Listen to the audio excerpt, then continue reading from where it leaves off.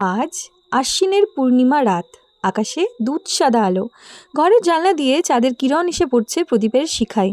এই রাতেই নাকি দেবী লক্ষ্মী পৃথিবী ঘুরে দেখেন কে জেগে আছে, কে করছে তার স্মরণ। তাই নাম তার কোজাগরী, মানে কে জেগে আছো। সকাল থেকে শুরু হয় ব্যস্ততা, তৈরি হয় নারকেলের নাড়ু, চিড়ের খই, মুড়ির মোয়া আর দুধের পায়েস। ঠাকুমার মুখে বাজে সেই পুরনো কথা, যে ঘরে মিষ্টির গন্ধ সে ঘরেই লক্ষ্মীর বসতি। বিকেল পড়লে উঠোনে আঁকা শুরু হয় আলপনা, চালের গুঁড়োর সাদা রঙে ফুটে ওঠে ফুল, শঙ্খ, পদ্ম আর দেবীর পায়ের ছাপ। দরজা থেকে পুজোর আসন পর্যন্ত ছড়িয়ে যায় শুভ্র পদচিহ্ন, মনে হয় দেবী নিজেই হেঁটে এসে বসেছেন প্রদীপের পাশে। সন্ধেবেলায় বাজে শঙ্খ, জলে প্রদীপ, কেউ করেন পূর্ণ মন্ত্রে পূজা, কেউ করেন শুধু হৃদয়ে প্রার্থনা। সব ঘরেই তখন একই সুর।